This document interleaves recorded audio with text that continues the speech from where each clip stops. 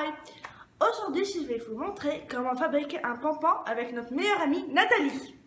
Pour cette activité, nous avons besoin d'un morceau de carton, d'une règle, d'un crayon, d'une paire de ciseaux, de 2 fers différents et de la laine bien sûr. Alors, on prend notre gabarit, on le met dans un côté du carton et on fait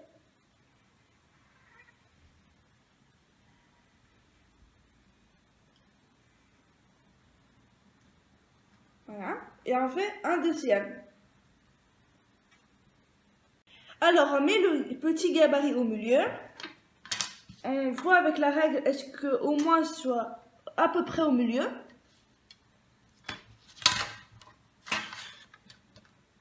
C'est parfait. Et on fait le trait.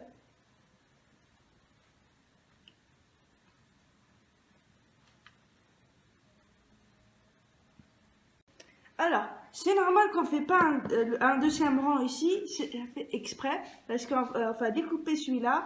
Et il y a une autre technique que je vais vous montrer. Là, je vais couper. Finalement, c'est ma mère qui les a découpés parce que c'était assez lent que je vais découper moi-même. Voilà le résultat final.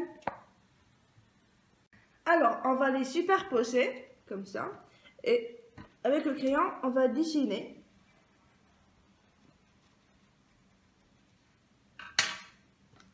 Et je fais demander à ma mère de me les couper.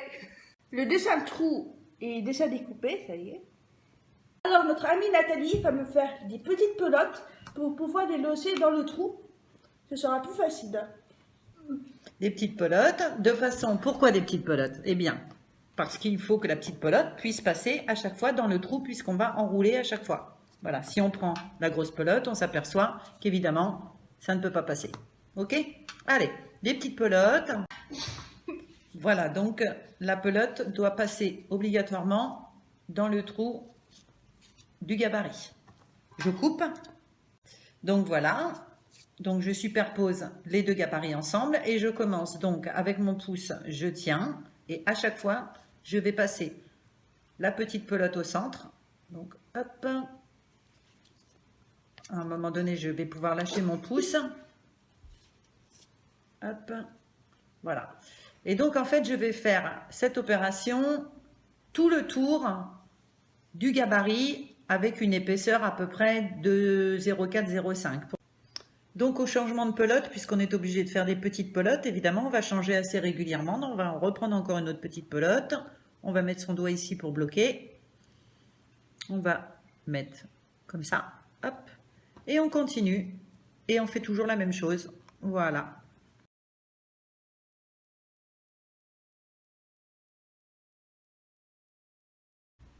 Faites plusieurs tours. Et ensuite, on continue, comme tout à l'heure, à faire tout le tour du carton jusqu'à temps que ce soit recouvert, en faisant quand même une épaisseur, même encore un peu plus gros que ça. Mais au départ, on fait le tour et ensuite, on fait à peu près 400 tours. Ça y est, le pompon est terminé. Ça a pris un bon moment. Là, il nous reste à couper. C'est censé être de la paire de ciseaux. J'ai pris une plus pointue. C'est ma grand-mère de France qui me l'a offert. Alors, ce pompon, on va l'accrocher sur... je fais le coudre sur mon bonnet. Je prends un brin de laine. Je le mets au milieu. Je prends la paire de ciseaux et je coupe la laine. C'est censé de côté parce que c'est bien avancé. C'est difficile à faire, mais il faut être persévérant. Alors, le pompon est enfin terminé. Maintenant, pour le fermer, pour faire la boule, là, on prend un morceau de laine, on le met au milieu des deux cartons.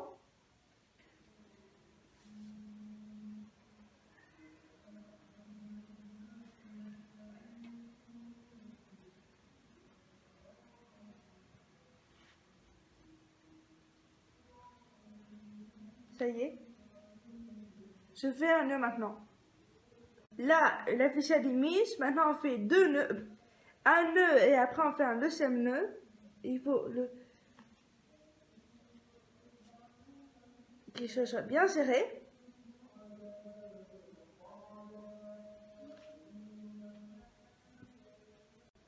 Là, je vais essayer de les retirer. Si ça marche pas, on les coupera. Alors, là, ça avance.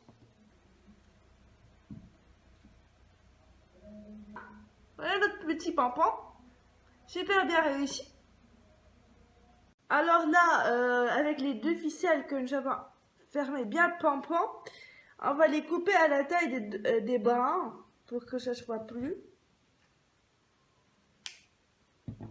Ça y est. Et le pompon est prêt. On peut le coudre. Alors voilà notre pompon, il est terminé. Si la vidéo vous a plu, mettez un like, partagez-la et abonnez-vous.